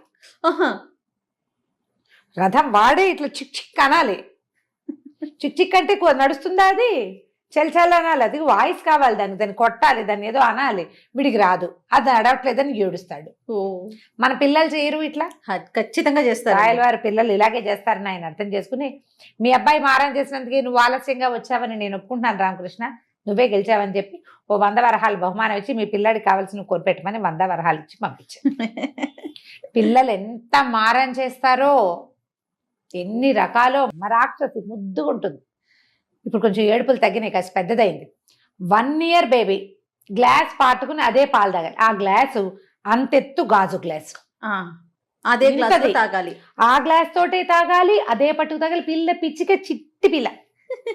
ఆ గ్లాస్ జారి పడితే అసలు గ్లాస్ మొయ్యలేదు అది. కానీ ఎంత ఏడ్చేదో, నేనే తాగాలి, నేనే తాగుతాను. అట్లనే ఉంటారండి పిల్లలంతే మారం, అవును. అలాగే చేస్తారు. కాబట్టి పిల్లల మారాములు ఇలా ఉంటాయి. ఎదుటి వరకు చెప్పడానికి ఈజీగా ఉంటుంది. ఏముంది పిల్లల్ని హ్యాండిల్ చేయడం కష్టం అంటే, మనకేమవుతుందంటే మనం ఎలా అనుకుంటాం, మన పిల్లలు చేసే మారాములు మనకు అలవాటు ఉంటాయి. కొత్త వాళ్ళ పిల్లల్ని చూస్తే ఏమనిపిస్తుంది, మా పిల్లలు ఇట్లా కాదమ్మా అనిపిస్తుంది. కొంచెం పిల్లలు పెరిగాకంటే మరీ చెప్పేస్తాం ఇంక అసలు మా పిల్లలు ఇట్లా చేయలేదంటాం. మా పిల్లలు ఇట్లా చేయలే, చిన్నప్పుడు ఏమీ చేసేవాళ్ళు కాదు, మా పిల్లలు చాలా బుద్ధిగా ఉండే. ఏమిటో ఈ కాలంలో పిల్లలు అలా మాట్లాడుకుంటాం. కానీ ఎవరి పిల్లలు మారం వాళ్ళ ప్రాణానికి ఎక్కువే మెల్లిగా ఇప్పుడులాగో చెప్పుకోవాలి. అంతే. ఈ 2 చిన్న కథలు తెనాలి రామకృష్ణ కథలు పిల్లలకి చెప్పండి. తప్పకుండా రమ్మగారు. నమస్తే. నమస్తే రమ్మగారు. నమస్తే జయ. రమ్మగారు, మా చిన్నప్పుడు మాకు తెలిసినంత వరకు కథలు చెప్పేటప్పుడు అండి, దెయ్యాల కథలని, రాజులు, మంత్రాలు, మాయలు ఇలాంటి కథలు చెప్పేవారు విన్నట్టు నాకు గుర్తుంది. కానీ ఇప్పుడు ఏమంటున్నారంటే అలా భయపెట్టే కథలు చెప్పకూడదు, పిల్లలకి చెప్పేటప్పుడు చక్కగా సాఫ్ట్ స్టోరీస్ చెప్పాలి, మంచి నీతి కథలు చెప్పాలి, ఇలాంటివి చెప్తున్నారు. మీ ఒపీనియన్ ఏంటి దీని మీద? దయ్యాల కథలు చెప్పకూడదంటే, దయ్యాలు లేవా ఇప్పుడు ప్రపంచంలో? మనం టీవీ పెడితే ఇంగ్లీష్ సినిమాలు పిల్లలు హ్యారీ పాటర్ విపరీతంగా చూసారా? అసలు మా పిల్లలైతే డైలాగ్స్తో సహా చెప్తారు జయ. హ్యారీ పాటర్ అంతా మాయ మంత్రం ఏమిటో, ఇంతే బుడ్డ పిల్లాడు, ఓ పుల్ల పెట్టుకుని వాడు ఇడిదిప్పి ఏమిటో చేస్తాడు. అటు పెరిగి పెద్ద అయ్యే వరకు సిరీస్లు మమ్మీ అంటారు. మా అబ్బాయి, మా పెద్దవాడు 2-3 ఏళ్ల వయసు నుంచి మమ్మీ, వాడు ఫస్ట్ చూసిన థియేటర్లో సినిమా మమ్మీనే. చాలా ఇంట్రెస్టింగ్గా చూసారు. తర్వాత ఎప్పుడు వచ్చినా పెట్టుకునేవాడు. జుమాంజీ లాంటివి చూస్తున్నారు. జుమాంజీ సినిమా కూడా 4-5 ఏళ్ల పిల్లలు చూసేస్తారు. జుమాంజీలో ఎన్నున్నాయి అవన్నీ మనం చూపించేస్తున్నాం కదా. మనం దయ్యాలు లేవు, భూతాలు లేవు, దేవుడు లేడు, ఇంకేదో లేదు, మనం లేదని చెప్తాం. నువ్వు ఏ సినిమా పెట్టినా అదే చూపిస్తారు. అవునా కాదా? మరి వాళ్ళందరూ చెప్పే అనిమల్స్ దాంట్లో కూడా అసలు ఎందుకు మీరు యానిమల్ ప్లానెట్ చూపిస్తామా? పులి పరిగెడుతూ ఒక వేటాడుతూ ఉంటుంది, లేడీని పట్టుకుంటుంది. ఓ మగ సింహం 6-7 ఆడసింహాలు ఓ దున్నపోతని కార్నర్ చేయటము, దాని మీద పడి చంపటం, చాలా ఆసక్తిగా అదే పనిగా చూస్తూ ఉంటారు పిల్లలు. అప్పుడేం భయం కొలపట్ల వాళ్ళకి? కొలుపుతూనే ఉంది, భయం కొలుపుతూనే ఉంది. కాబట్టి దయ్యాల కథలు శుభ్రంగా ధారాళంగా చెప్పచ్చు, భయపట్టేటట్టుగా చెప్పద్దు. అంతే. మా చిన్నప్పుడైతే మాకు మెడ్రాస్ బావగారని ఉండేవారు. మా రెండో బావగారు అన్నయ్య, మా రెండో అక్కయ్య బావగారు అనమాట. మేము మెడ్రాస్ బావగారు అనేవాళ్ళం. ఎంత బాగా కథలు చెప్పేవారంటే, అసలు ఆయన సస్పెన్స్ కథలు చెప్తే అసలు మామూలు సస్పెన్స్ కాదు, ఇలా ఒంటి మీద హెయిర్స్ నుంచునేవన్నమాట. అసలు ఇంకా ఆయన వదిలిపెట్టేవాళ్ళం కాదు. సినిమాలు చాలా అద్భుతంగా కథలు చెప్పేవారు. ఎంత బాగుండేదో ఆయన చెప్పే కథ. ఆయన సస్పెన్స్ కథల కోసం ఒక్కొక్కసారి అయితే ఈ సమ్మర్లో ఒక కథ మొదలుపెట్టి నెక్స్ట్ సమ్మర్లో ఫినిష్ చేసేవారు. ఆయన వెళ్ళిపోయేవారు, మేము చచ్చిపోయేవాళ్ళం. ఆ కథ ఏమై ఉంటుంది, అదా ఇదా అని. ఇప్పుడు మేము బాహుబలి కట్టప్ప బాహుబలిని ఎందుకు చంపే టైపులో మా చిన్నప్పుడు ఉండేది. అట్లా వచ్చేసాం. అసలు బావగారు వస్తారా రారా నెక్స్ట్ ఇయర్ అని చాలా ఈగర్గా వెయిట్ చేసి ఇక ఆయన కోసం ఎన్ని పనులు చేసేసేవాళ్ళము. తొందరగా లేవాలంటే తొందరగా లేచేసి, స్నానాలు చేసేస్తే చేసేసి, ఉన్న గుంపంతా బ్రహ్మాండంగా చెప్పారు. మాకంటే బావగారు పిల్లలందరికీ పెద్ద నాన్న అలా అవుతారు కదా, రెడీగా కూర్చునేవాళ్ళం. ఇప్పుడు నాకు అప్పటికి 9-8 ఏళ్ళు ఉన్నాయనుకో, నాకంటే బుడ్డ పిల్లలు బోల్డ్ మంది ఉన్నారు ఇంట్లో, పెద్దాళ్ళు ఉన్నారు, చిటి పిల్లలు కూడా ఉన్నారు. అందరూ వినేవారు. 3-4 ఏళ్ళప్పటి నుంచి అందరూ అలా నర్వులు తెచ్చుకుని చూస్తూ కూర్చుని వింటమేను అనమాట. వినేవాళ్ళం. మాకేం భయాలేసేవి కాదు. మాదంతా పల్లెటూరు, మా ఇంటి ఎదురుకుండా చెరువు, ఏమీ భయాలేవు అసలు. మేము మా ఊరికి వెళ్ళాలంటే తెలుసా, శ్మశానాన్ని దాటి వెళ్ళాలి ఊళ్ళోకి. అలాగే నడుచుకుంటూ పోయేవాళ్ళం. లైట్లు లేవు, పాడలేవు. ఇప్పుడు కూడా లేవనుకుంటా లైట్లు. మరి భయాలు ఏముంటాయి, మనం చెప్తుంటే భయం ఉండదు. భయం లేకుండా దయ్యాల కథలు చెప్పచ్చు. నా దగ్గర ఒక కథ ఉంది, నేను చెప్తాను. చెప్పండి రమ్మగారు. మీరు ఇప్పుడు ఇది స్టార్ట్. దయ్యం అంటే అదేదో విచిత్రమైన పదార్థం ఏం కాదు. మన చుట్టూతా గాల్లో మనకి కనపడనివి చాలా ఉంటాయి. వాటితోటి మనకేం ప్రాబ్లం లేదు. మనం వాటిని లాగి పీకి చేయకూడదు. వాటిని పోనిస్తే మన దారిని మనం ఉంటాం. ఇప్పుడు మనం ఉన్నాము, గాలి ఉందో లేదో మనకు కనపడుతుందా? ఎలా తెలుస్తుంది మనకి? స్పర్శ వల్ల అది గాలి తెలుస్తుంది, చల్లదనం తెలుస్తుంది, లేదా వేడిదనం తెలుస్తుంది. గాలి ఎలా తెలియదో అలాగే మన చుట్టూతా ఏముందో, మన ఇద్దరి మధ్యలో ఎవరైనా నుంచున్నారేమో కూడా మనకు తెలియదు. నుంచోవచ్చు, ఏం కాదు, దానివల్ల భయపడకూడదు. అంతే. ఇప్పుడు మనం ఎలా ఉన్నామో మిగిలిన ప్రాణులు కూడా కెమెరామెన్లు వెనక్కి ముందుకి చూసుకుంటున్నారండి. వెతుకుంటున్నారు, ఏమైనా ఉన్నాయేమో వెతుకుతారు. మరి అంటే వెతకక్కర్లేదు, వాటిని ఉండనివ్వచ్చు. ఒక కథ చెప్తాను చూడండి. అంటే ఇప్పటిదాకా మనం చాలా ఇలాంటివి చెప్పలేదు. అదే చాలా ఇంట్రెస్ట్ అనిపిస్తుంది. ఫస్ట్ కథే ఇది స్టార్ట్ చేయండి. మరి 4-5 ఏళ్ళ పిల్లలు కాకుండా ఒక 7-8 ఏళ్ల పిల్లలకి. అమ్మయ్య నా కూతురు ఎలిజిబుల్, చెప్పండి రామ్ గారు. అయితే ఒక పల్లెటూరులో ఒక రైతు, ఒక కొడుకు, భార్యాభర్త కొడుకు ఉన్నారు. అతను రైతు, పిల్లవాడు కూడా ఒక 16-18 ఏళ్ల వాడు. కొంచెం ఇద్దరు దృఢంగా బలంగా ఉండేవాళ్ళు. పల్లెటూరు వాళ్ళు శుభ్రంగా తిని చక్కగా పని చేసుకుంటే బలంగానే ఉంటారు. అయితే వాళ్ళకి 2 ఎడ్లు ఉండేవట. 2 ఎడ్లు ఉంటే ఈ 2 ఎడ్లలో ఒక ఎద్దు కాస్త పెద్దదైపోయి వృద్ధాప్యం వల్ల దేవుడి దగ్గరికి వెళ్ళిపోయింది. ఇంకో ఎద్దు కొనుక్కోవాలంటే ఏమనుకున్నారంటే, ఆ ఊళ్ళలో అప్పట్లో ఆదివారాలు సంతలు ఉండేవి. గొడ్ల సంతలు కూడా సండేసే. అయితే ఈ సంతకి వెళ్ళడానికి వాళ్ళ ఆవిడ ఏం చేసిందంటే 3 సజ్జపిండితోటి 3 రొట్టెలు ఒత్తి మూట కట్టి ఇచ్చింది. అప్పట్లో తిల్లు ఏమిటి, మనలాగా ఇన్ని పిజ్జాలు బర్గర్లు ఉన్నాయి ఏమిటి, సజ్జలో కొర్రలో ఏవో పెట్టి రొట్టెలు చేసుకునేవాళ్ళు. పెద్ద పెద్ద రొట్టెలు, సజ్జ రొట్టెలకి కొద్దిగా నూనె రాస్తే బాగుంటాయి. ట్రై చేయండి మీరు ఎవరైనా సజ్జపిండి వాడేటట్టయితే. నెక్స్ట్ వీడియోలో సజ్జపిండి రొట్టెలు చెప్తాను. అమ్మయ్య ఒక టాపిక్. ఓకే. అయితే ఈ సజ్జ రొట్టెలు 3 మూట కట్టింది. పిల్లాడు తండ్రి ఇద్దరు కలిసి ఎద్దును చూడడానికి పోయారు. ఒక బజార్ ఎక్కడికో వెళ్ళారు, సంతలోకి బేరం ఆడుకున్నారు. ఓ ఎద్దును తెచ్చుకున్నారు. చక్క బలంగా బాగుంది, చిన్నదనమాట. వీళ్ళ దగ్గర ఉన్న ఆల్రెడీ ఉన్న ఎద్దు ఒక 7-8 ఏళ్ళది, ఓ 10 ఏళ్ళది. వీళ్ళు తెచ్చుకున్నది 5-6 ఏళ్ళ కొంచెం లేత ఎద్దును తెచ్చారు. తీసుకొస్తున్నారు. వస్తుంటే ఏమైందంటే ఈ పక్క ఊరి కదా వీళ్ళు వెళ్ళింది. ఆ ఊరి వాళ్ళు ఏమన్నారంటే, అరే ఆ పక్క దిగుడు బావిలో ఏవో ఉన్నాయిరా, అటు వెళ్ళబాకండి, చెరువు పక్క నుంచి వెళ్ళండి అన్నారు. తీరా వీళ్ళు చెరువు పక్కకి వెళ్ళేసరికల్లా అక్కడ ఒక నక్క కనపడింది వాళ్ళకి. ఆ నక్కను చూసేసరికల్లా ఎద్దు బెదిరి అది రానని మొరాయించింది అనమాట. ముందుకు రానంటుంది, అతను తల విసిరేస్తుంది. కొత్త కదా వీళ్ళ మొహాలు కొత్త, ఎడ్లు కొత్త వాళ్ళని బెదిరిస్తూ ఉంటాయి. వీళ్ళు ఏం చేశారు, సరే ఏదో కాస్త దాన్ని గడ్డి మేపి ఇటువైపు వెళ్ళొద్దు, దిగుడు బావి ఉంటే ఉందిలే, మన దారిని మనం వెళ్దామని ఈ ఎద్దును తోలుకుని దిగుడు బావి వైపు వెళ్ళారు. దిగుడు బావి వైపు వెళ్తే అది కొంచెం పాత బావి. అక్కడ దాకా వెళ్ళేసరికి బాగా ఎండెక్కేసరికల్లా వీళ్ళిద్దరు ఏం చేశారు, ఆ ఎదురుని దిగుడు బావి చుట్టుపక్కల ఏవో బావులు ఉన్నాయంటే చుట్టుపక్కల తప్పకుండా చెట్లు ఉంటాయి. నీటి ఈవక ఉన్న చోట చెట్లు ఉంటాయి కదా, ఓ చెట్టు కింద ఎద్దును కట్టేశారు. దానికి 2 పచ్చగడ్డి పరకలు వేశారు. వీళ్ళు ఏం చేశారు, తెచ్చుకున్న మూట తీశారు తినడానికి. నీళ్లు లేవు. అటు ఇటు చూస్తే ఈ దిగుడు బావి ఒకటి ఉంది కదా, సరే ఇందులో నీళ్లు ఉన్నాయి లేదో చూద్దామని బావి దాకా పోయారు. బావి దాకా వెళ్ళేసరికల్లా ఏమైంది, బావిలోకి తొంగి చూశారు. వీళ్ళకి పెద్దగా కనపడలే, నీళ్ళు ఏవో ఉన్నాయి. నాన్న నేను దిగి తీస్తాను ఉండన్నాడు కొడుకు. అంటే నాన్న అన్నాడు, నువ్వెందుకురా, నువ్వు మోటిప్పు, నేను దిగుతాలే అన్నాడు. ఇద్దరు నువ్వంటే నువ్వు, నేను దిగుతానని మాట్లాడుకున్నారు.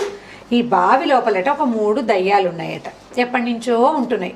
అది తమ వైపుకి వచ్చిన వాళ్ళని బెదిరిస్తున్నాయి అన్నమాట.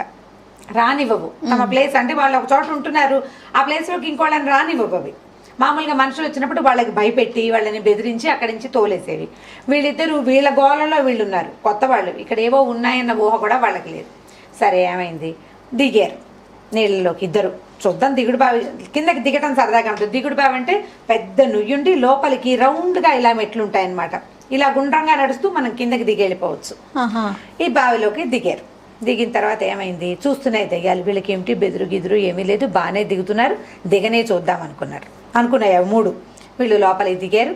ఇది వీడు ఏం చేశాడంటే, ఈ మన సొరకాయ బుర్ర ఉంటుంది, అంటే ఎప్పుడప్పట్లో నీళ్ళు పట్టుకెళ్ళడానికి మనలాగా ప్లాస్టిక్ బాటిల్స్ అవి వాడేవాళ్ళు కాదు కదా, సొరకాయలని, ఎండిపోయిన సొరకాయని వాడుకునేవాళ్ళు. అది ఎలా చేయాలో ఇంకో వీడియోలో చెప్తాను.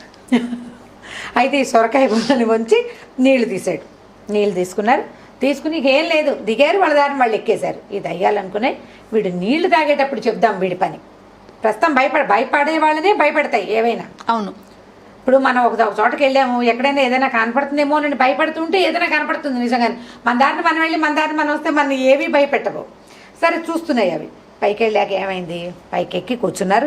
బావి గట్టు మీద మోటోడు తీసి అందులో 3 రొట్టెలు ఉన్నాయి కదా, నాన్న నాకు ఆకలేట్లేదు, ఒకదాన్ని నేను తింటాను, 2 నువ్వు తినన్నాడు కొడుకు. చెప్పేసరికల్లా నాకెందుకు రా 2, నువ్వు చిన్నపిల్లాడివి, నువ్వు ఈజీగా తినేస్తావు, 2 నువ్వు తినేసే, 1 నేను తింటాను అన్నాడు నాన్న. అనేసరికి కిందున్న వాటికి వీళ్ళు ఏవో తింటున్నారని వాటికి అర్థం కాల. అమ్మ నాయనో, వీళ్ళకి భయం లేదు, భక్తి లేదు, సరికదా 2 ఒకటి తింటాట, ఒకదాన్ని ఇంకోటి తింటాట. సత్యాన్ రా దేవుడా, వీళ్ళు కానీ తింటారో ఏమిటో మన్ని ఏం చేయటం చూస్తుంటే వీళ్ళు ఏం చేశారు, వాళ్ళిద్దరు రొట్టెలు చేతులు కదులుతున్నాయి. వీళ్ళు కింద నుంచి చూస్తున్నాయి, వీరు 3 దిగుడు బావిలో ఉన్నాయి. కింద నుంచి చూస్తుంటే వాళ్ళ చేతులు కదలికలు వీటికి ఎలా కనపడుతున్నాయి అంటే, వాళ్ళిద్దరూ వాదించుకుంటున్నట్టే తెలుస్తుంది, కానీ ఈ రొట్టెలు తుంచుతున్నట్టుగా అర్థం కాలేదన్నమాట. ఈ రొట్టెలు నువ్వు కాదు నాన్న, నువ్వు తినమన్నా కదా నాన్న అని మాట్లాడుకున్నారు. మాట్లాడుకుంటే వీళ్ళిద్దరూ వంతులేసుకుంటున్నారని ఆ 3 పరిగెత్తుకుంటూ పైకి వచ్చేసినాయి. బాబా మీ పుణ్యం ఉంటుంది, మమ్మల్ని తినకండి ఆయన అనేసరికల్లా వీళ్ళకి వెంటనే పిల్లాడు తెలివైన వాడు అనమాట. కాస్త వాడికి స్ట్రైక్ అయింది, ఇవేదో విచిత్రంగా చెప్తున్నాయని. ఎందుకు తినద్దు, మేము తినకపోతే మాకు పొట్టెట్లు అన్నట్టు ఆకలిస్తుంది మాకు అన్నాడు. అనేసరికి కాదు బాబు, నువ్వు ఏ పని అడిగితే ఆ పని చేస్తానరా నాయన, నీలాంటి వాళ్ళని మేము ఎక్కడా చూడలేదు, మీకు ఇంత ధైర్యం ఏమిటి, మీరు ఏం చేయమంటే అది చేస్తాం అనగానే నా అన్న కొడుకు కన్ను కొట్టుకున్నారు ఒకళ్ళకొకళ్ళు. ఓహో ఇది బాగానే ఉంది, ఈ 3 దయ్యాలు ఉన్నాయి, బాగా పనిచేస్తాయని సజ్జ రొట్టెలు తినేసి మంచినీళ్ళు తాగేసి ఎద్దును తోలుకు రండి అని ఆ 3టికి చెప్పాయి. ఇవేం చేస్తాయి, చచ్చినట్టు ఎద్దును తోలుకుని బయలుదేరినాయి.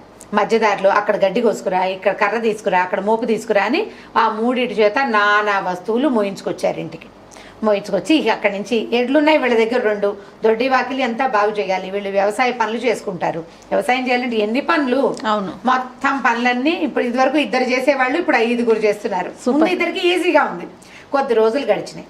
అయితే ఇంతలో ఏమైందట, నెల మారిన మళ్ళీ అమావాస్య వచ్చిందనమాట. అమావాస్య వచ్చేసరికల్లా ఈ 3 ఈ దయ్యాలకి ఒక దయ్యం ఫ్రెండ్ ఎక్కడో ఉంది, అది ఎక్కడో చింత చెట్టు మీద ఉంటుంది. వీళ్ళని చూద్దామని చుట్టపు చూపుగా దిగుడు బావి దగ్గరకు వచ్చింది. బావి దగ్గర 3 మంది జనాలు ఉన్నారు. దయ్యాలు లేవని తెలిసింది, జనాలందరూ ఊళ్ళో జనాలంతా దిగుడు బావి దగ్గర చేరుతున్నారు. ఇదేమిటి వీళ్ళు ఏమైపోయారని వంగి చూస్తే ఎవరు లేరు అక్కడ. ఏమైపోయినాయి అని అటు ఇటు వెతికి ఆ చెట్ల మీద ఉన్న చిలకలను అడిగింది, ఏమైంది, వీళ్ళు 3 ఉండాలి కదా అంటే, ఎవరో ఒక రైతు కొడుకు ఎద్దును తోలుకొచ్చారు, మీ వాళ్ళు 3 వాళ్ళతో పడిపోయారు, ఎందుకు పోయారో నాకు తెలియదు అంది చిలక. సరే అక్కడి నుంచి వీడు ఈ కొత్తగా వచ్చిన దయ్యం, కొత్త దయ్యం నాన్న కొడుకు ఎద్దు ఈ కాంబినేషన్లో వెతుక్కుంటూ వచ్చి వీళ్ళ దగ్గర చూసేసరికల్లా ఈ గొడ్ల సావిట్లో ఓ మూల కూర్చుని ఉన్నాయి 3 దయ్యాలు. లోపల 2 ఎడ్లున్నాయి, ఓ 3-4 గేదెలు, దోళ్ళు గేదెలు ఉన్నాయి. ఓ మూల కూర్చుంటే ఈ కొత్తది ఇదేమిటి మీ తుంపదగా భయపెట్టాలి జనాల్ని, అది మానేసి వీళ్ళ దగ్గర కూర్చుని ఈ పని చేయటం ఏమిటి, ఈ గొడ్డ సావిట్లో కూర్చోటం చక్క దిగుడు బావులో కింగుల్లాగా ఉండకుండా ఇక్కడికి వచ్చారు మీరు, నేను చెప్తాను ఉండండి మీ సంగతి అంటే వాళ్ళు వలవలా ఏడ్చి మేమేం చేయము, ఇలా ఇరుక్కున్నాము, ఇలా వాళ్ళు తినేస్తామన్నారు, భయపడి ఇరుక్కున్నాము అంటే నేనే వాళ్ళ సంగతి చెప్తాను, మీరు ధైర్యంగా ఉండండి, చూసుకోండి వాళ్ళ సంగతి చెప్తానన్నాడు. సరే వీళ్ళు 4 రెడీగా ఉన్నారు రైతు కొడుకు రావడం కోసం. ఇంతలో ఏమైంది, కొంచెం చీకటి పడుతుంది, రైతు కొడుకు ఇంటికి వచ్చేసారు. సాయంకాలం తినే పదార్థాలు ఇవ్వ చిన్న కరకరలు తిన్నాక, ఒరే అబ్బాయి ఈ కొత్తది బాగా వాతం వచ్చేసిందిరా, దీని సంగతి చెప్తాను నేను, నువ్వు కర్ర కాల్చి పట్టుకురా అని చెప్పాడు. వాళ్ళ ఉద్దేశం ఏమిటి, ఎద్దు ఉంది కదా వీళ్ళ దగ్గర, ఎద్దుకి వాతం చేసింది. అంతకుముందు అది పక్క రామాపురంలో ఉండేది, ఇప్పుడు వీళ్ళ ఊరికి ఇష్టాపురం వచ్చింది. ఈ ఊరు నీళ్లు దాని కొత్త చేసినాయి, గడ్డి కూడా కొత్తది అయ్యేసరికి ఎద్దుకి వాతం చేసింది. ఏం చేస్తారు వాళ్ళు, కర్రు కాల్చి వాత పెడతారు సీటు మీద, వాత పెడితే వాతం తగ్గుతుందన్నమాట.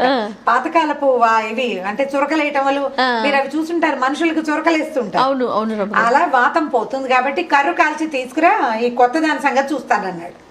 అనేసరికల్లా కొత్తది ఠారు మంది దానికి ఉండే, ఊరినే అయినా వీడు నాకు కూడా వాత పెట్టేలాగా ఉన్నాడు, నా వల్ల కాదు వాతలు గీతలు నేను తెలియదు, అదేదో పని చేయటమే హాయ్ అని అనుకుని గబగబా బాబాబు నన్నేం చేయబోక, వాత గీత నేను పడలేను, వీళ్ళ 3తో పాటు నువ్వు ఏ పని చెప్తే ఆ పని చేస్తా, ఇక్కడే ఉండి అని చెప్పి ఈయన కొంచెం ఆశ్చర్యం వేసి తట్టిందనమాట ఏం జరిగింది అని. సరే వీళ్ళు ఎద్దుకి వాత పెట్టేసి ఎద్దుకు వాత పెట్టి ఈ 4టిని చక్కగా లైన్లో పెట్టుకుని 4 ఎకరాల సాగు హ్యాపీగా చేసేసుకున్నారు. దయ్యాలని కథల్ని ఇలా చెప్పుకోవాలి, ఇలా నవ్వుతూ దాన్ని భయపెట్టి వచ్చింది దిగింది అన్నామంటే భయం వేస్తుంది. దేన్నైనా మనిషి తన అదుపులోకి తీసుకోగలడు. ఒకటి మొదటిది, మనిషికి తన మనసు అదుపులో ఉండాలి, అంటే భయం వేయకూడదు, ధైర్యంగా ఉండాలి. వీడు దేన్నైనా హ్యాండిల్ చేయగలుగుతాడు. ఎలాంటి సిచ్యువేషన్ వచ్చినా ప్యానిక్ అయిపోకుండా ఉండటం కోసమే ఇలాంటి కథలు చెప్పబడతాయి. చాలా బాగుంది రమ్మగారు. ఏదో ఒకటి వచ్చింది ఆత్మ, అది ఇలా వంకర టిక్కరగా ఉంది. దయ్యాలు మన కథలో ఎలాంటి బొమ్మలు వేస్తాయి, తెల్లగా తోకిలా పొడుగ్గా ఉండి అది ఇలా పైకి ఎగురుతున్నట్టు, దాన్ని చూడంగానే హాడలు కొడుతుంది. నీ మనసు మీద నీకు కంట్రోల్ ఉంటే నువ్వు దాన్ని కంట్రోల్ చేసేస్తావు. నువ్వు భయపడకూడదు, ధైర్యంగా ఉంటే. ఎందుకంటే మనకి భగవంతుడు కాళ్ళు చేతులు ముక్కు మూతితో పాటు మస్తిష్కం బుద్ధి చాలా గట్టిది ఇచ్చాడు. దేన్నైనా హ్యాండిల్ చేయగలిగే బ్రెయిన్. ఒక 10 కంప్యూటర్లు తమలో ఇముడ్చుకోగలిగినంత సమాచారాన్ని ఒక మానవ మేధస్సు, ఒక మనిషి బ్రెయిన్ ఉంచుకోగలదు. దానికి ఎంత ధైర్యం ఉండాలి. దాన్ని మెత్తగా చేసేస్తే ఎట్లా, మెత్తగా ఉండకూడదు, ధైర్యంగా ఉండు. నువ్వు మనుషుల్ని ఎవరినైనా హ్యాండిల్ చేయగలవు. మనుషుల్నే కాదు, ఈటీలను కూడా ఇలాంటి వాటిని కూడా దయ్యాల్ని ఆత్మల్ని కూడా నువ్వు హ్యాండిల్ చేసేయచ్చు. భయపడ్డావా భయపడతావు, భయం భయపడే పిల్లలకి లేదనుకో, చాలా బాగా ఉపయోగపడుతుంది. భయం లేదనుకో ఇంక ఇబ్బందే లేదు. మా పాపారమ్మ గారు హర్రర్ మూవీసే చూస్తానంటది, చూస్తుంది. ఇప్పుడు మీరు అన్నట్లుగా ఇంతకుముందు మనం మాట్లాడుకున్న అన్ని మూవీస్ చూస్తుంది. కనీసం దీనికి కూడా వెళ్ళదండి. ఒంటరిగా వెళ్ళదు. చాలా మంది పిల్లలు అలా భయం భయం భయం భయం ఒంటరిగా వెళ్ళరు, కానీ హారర్ మూవీస్ చూస్తారు. కొంతమంది పిల్లలు అయితే ఇలా కళ్ళు మూసుకుని సందులో నుంచి చూస్తారు. మళ్ళీ ఎట్లా రమ్మగారు ఇది? ఇంకా ఎట్లా ఏమిటి, నువ్వు అవమానిస్తావా ఇది వెళ్తావా అని బెదిరించడమే దాన్ని. అంతే. పిల్లలు ఒంటరి పెంపకం పిల్లలకి భయాలు ఉంటాయి. సాధారణంగా ఒక్కళ్ళే ఉన్న పిల్లల్లో ఎంతసేపు సెక్యూర్డ్గా ఉండాలని కోరుకుంటారు జయ. సినిమా వల్ల కాదని నేను అనుకుంటాను. సినిమాలు చూడడం వల్ల కాదు ఆ భయం. ఈ ఒకతే ఉంది పిల్ల, ఇప్పుడు దాని వెనకాల ఇంకోటి ఉందనుకో, 2 పిల్లలు ఉన్నారనుకో, వాళ్ళకి అంత భయం ఉండదు. ఓకే, ఒకళ్ళకొకళ్ళు ఉన్నట్టు ఉంటుంది కదా. సింగిల్గా ఉండే వాళ్ళతోటి కొద్దిగా ఈ ఇబ్బందులు ఉంటాయి, కొంచెం చెప్పుకోవాలి అంతే మనం.